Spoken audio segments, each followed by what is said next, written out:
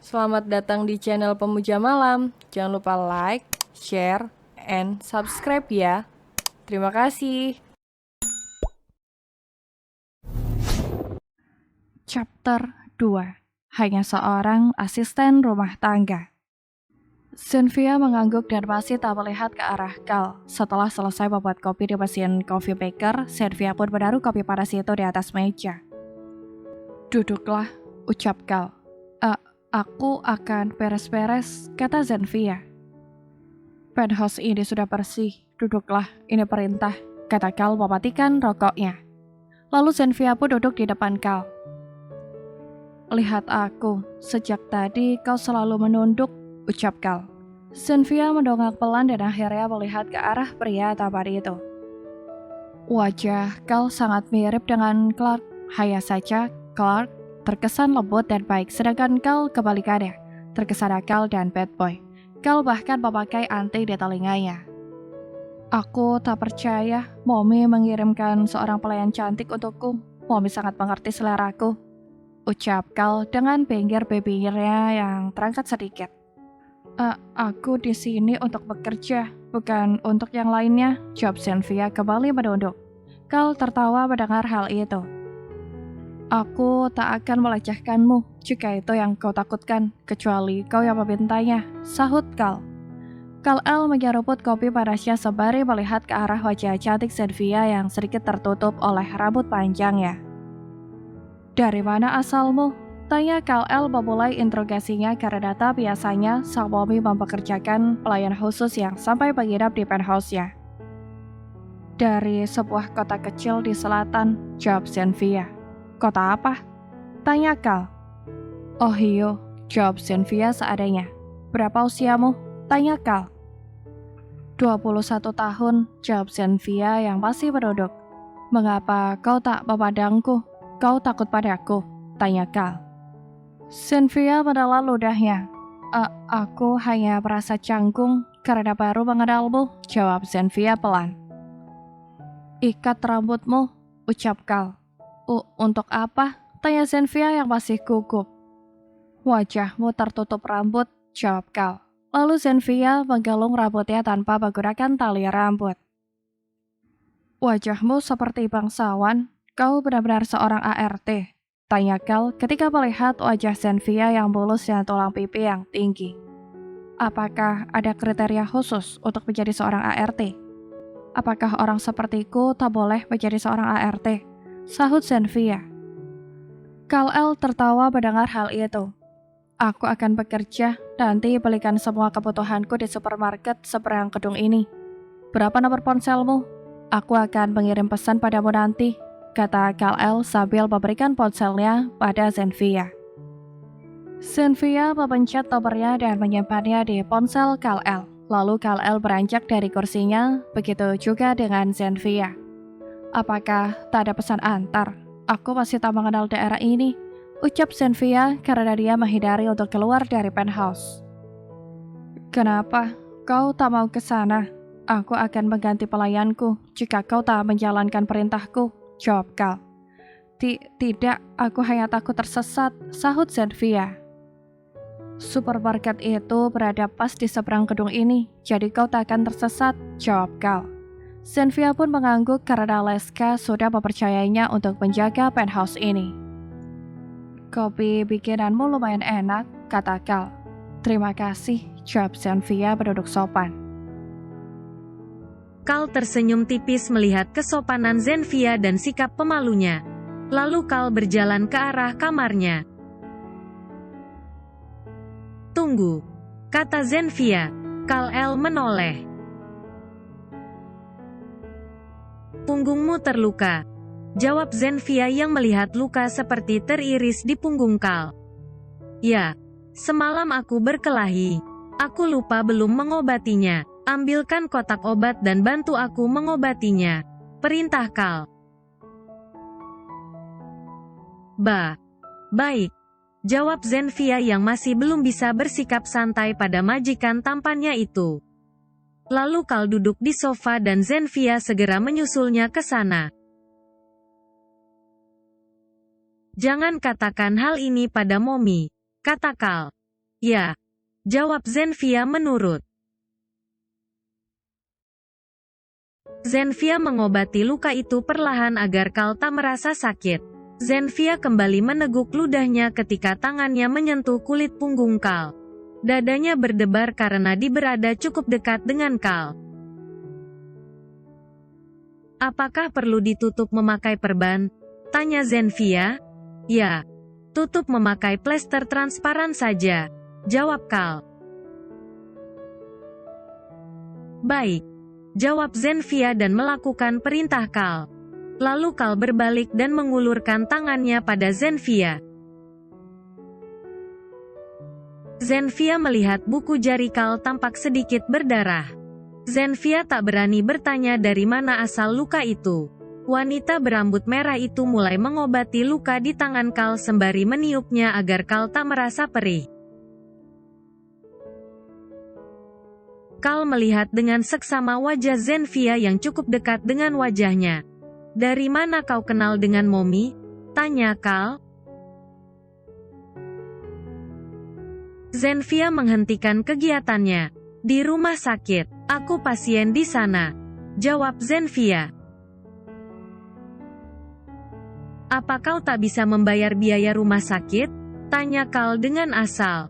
Ya, benar, Auntie menolongku dan aku yang meminta pekerjaan ini, jawab Zenfia yang kembali mengobati luka di tangan Kal. Setelah mengobati luka di punggung dan tangan Kal, Zenfia memasak sarapan pagi untuk Kal. Zenfia tak terlalu jago dalam memasak, tetapi setidaknya ia masih bisa memasak masakan sederhana yang tak terlalu banyak menggunakan bumbu. Tak lama kemudian, Zenfia pun telah selesai memasak dan menyiapkannya di meja. Zenfia menunggu Kal keluar dari kamarnya dengan berdiri di dekat kulkas. Cukup lama Zenfia menunggu, hingga akhirnya Kal keluar dari kamarnya. Kal mencium harum masakan dan melihat meja makan sudah tersedia masakan pagi. Aku hanya masak masakan sederhana saja. Jika kau mau, silahkan makan. Jika kau tak suka, tak masalah, kata Zenfia pelan dan sopan. Ini cukup lumayan, sahut Kal melihat makanan pagi pada umumnya yang biasa dia makan di restoran. Lalu Kal duduk dan melihat ke arah Zenfia. Kau sudah makan? Tanya Kal.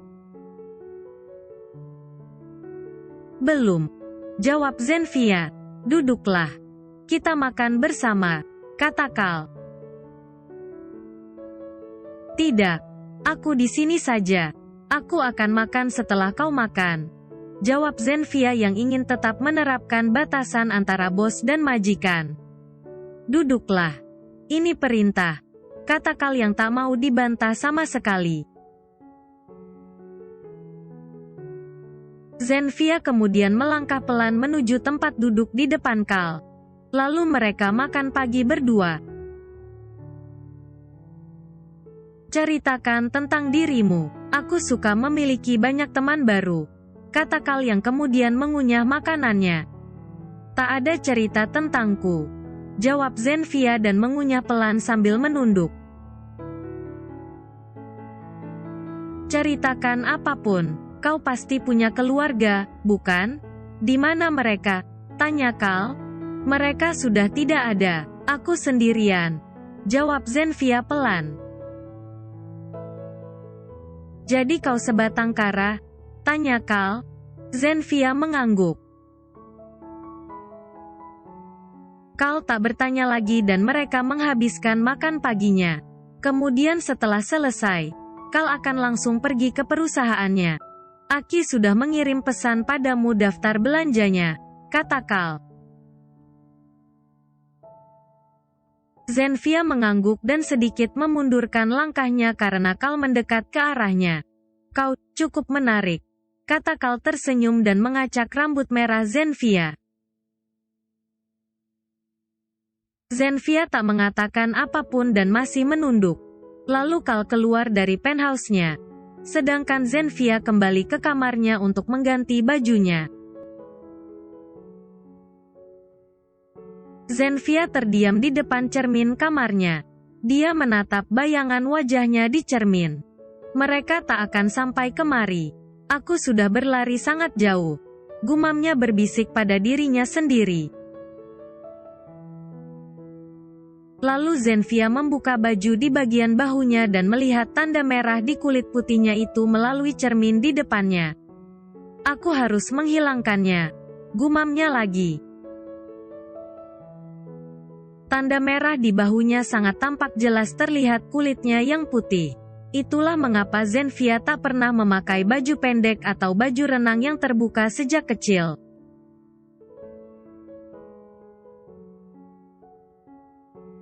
Setelah menjelang siang, Zenfia baru pergi ke supermarket di seberang jalan. Wanita itu menutupi kepalanya dengan kapucon yang menempel di jaketnya. Zenfia pun memakai masker karena dia lebih nyaman tak terlihat seperti itu. Setelah membeli semua belanjaan milik sang majikan, Zenfia kemudian segera kembali ke penthouse. Dan tak terasa hari sudah menjelang sore. Zenfia cukup kaget ketika ada beberapa pria dan wanita yang menunggu di depan pintu penthouse.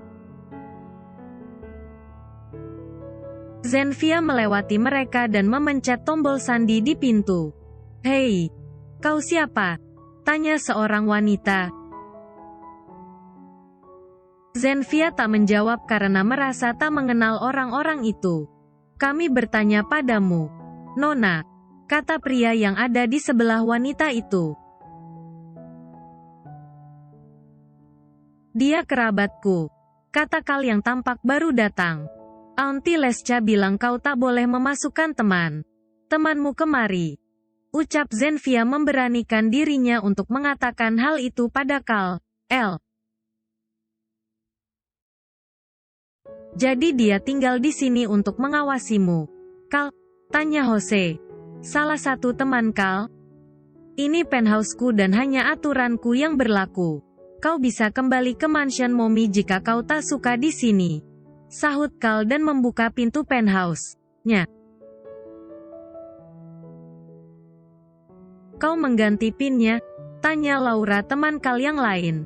Satu-satunya wanita di antara tiga teman pria Kal. "Ya," jawab Kal dan kemudian mereka masuk bersama ke dalam penthouse.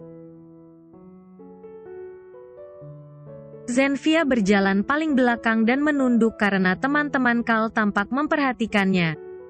Zenfia tak suka bertemu terlalu banyak orang seperti mereka dan itu membuatnya tak nyaman. Beberapa teman Kal tampak mengambil minuman mereka sendiri di kulkas dan juga mengambil makanan yang ada di atas meja makan. "Aku Jose, siapa namamu?" tanya Jose. Zenfia hanya diam tak menjawab lalu menata barang belanjaan di lemari. Jose mengedikkan bahunya dan tak mempedulikan sikap Zenfia yang seperti tak menyukainya itu. "Aku Laura. Kami memang sering kemari untuk membicarakan pekerjaan kami," kata Laura pada Zenfia yang masih duduk di bawah untuk menata barang belanjaannya. Zenfia hanya mengangguk saja dan secepatnya menata barang itu. "Tak usah canggung pada kami," ucap Laura yang terlihat sedikit tomboy. Zenfia lagi hanya mengangguk saja dan membuat semuanya tak terlalu mempedulikan wanita pasif itu. "Ayo kita mulai," ucap Mickey pria yang memiliki tubuh kurus dan jangkung itu. "Ayo," sahut Kal. Mereka berlima yaitu Kal, Jose, Mickey, Laura dan Andrew memiliki proyek pekerjaan di luar pekerjaan mereka masing-masing dan itulah sebabnya mereka menggunakan penthouse Kal sebagai base camp mereka. Tapi terkadang mereka juga berpesta di sana untuk melepas kejenuhan dengan mengundang beberapa teman mereka yang lain. Mereka berlima dulu adalah teman kuliah lalu membuat proyek sebuah apartemen dengan konsep bangunan unik dan fasilitas yang unik juga. Zenfia kemudian masuk ke kamarnya karena tak ada pekerjaan yang dilakukannya lagi. Zenfia menutup dan mengunci pintunya dengan perlahan. Dia kemudian duduk di tepi ranjang sambil melihat ke arah luar jendela yang pas ada di depan matanya. Setelah cukup lama termenung, Zenfia mengambil ponselnya dan mengirim pesan pada Lesca. Zenfia, bolehkah aku kembali bekerja di mansion, Auntie? Lesca, ada apa, sayang? Apakah Kal membuat ulah padamu? Zenfia, tidak. Aku hanya menyukai suasana di sana. Lesca, kau bisa main kemari jika merindukan tempat ini. Zenfia, baiklah, Auntie. Besok aku akan ke sana. Lalu Zenfia kembali menaruh ponselnya dan kemudian merebahkan dirinya. Kau hanya asisten rumah tangga, Z. Tak sepantasnya kau meminta hal itu pada majikanmu. Dia sudah sangat baik memberikan pekerjaan ini meskipun sebenarnya mereka tak membutuhkan tenagamu. Zenfia bermonolog dengan suara berbisik. Zenfia menutup matanya dan akhirnya tertidur di suasana yang dingin ini. Tok, tok, tok. Terdengar ketukan di pintu kamar Zenfia dan membuat Zenfia terbangun dan langsung beranjak duduk. Zenfia mengikat rambutnya dan segera berjalan ke arah pintu. Ceklek. Pintu itu terbuka dan Zenfia melihat Kal di depan pintunya. Aku akan pergi jadi tak usah membuat makan malam untukku, kata Kal. Ya, jawab Zenfia mengangguk. Oke, bye, ucap Kal dan pergi dari hadapan Zenfia. Kal pergi bersama temannya tadi dan Zenfia hanya memandangnya dari dekat pintunya. Zenfia mengunci pintu kamarnya setelah Kal keluar dari penthouse. Teman Kal sudah tahu kode baru penthouse Kal dan itu artinya teman Kal bisa saja datang ke penthouse sewaktu-waktu. Dan Zenfia tak suka hal itu karena privasinya akan terganggu meskipun ia hanya seorang asisten rumah tangga.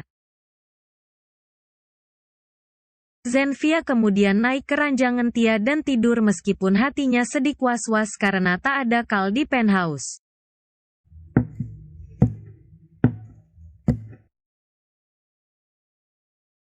Zenfia mendengar sesuatu di luar kamar dan hal itu membuatnya terbangun. Zenfia beranjak dari ranjangnya dan berdiri di pojok kamar.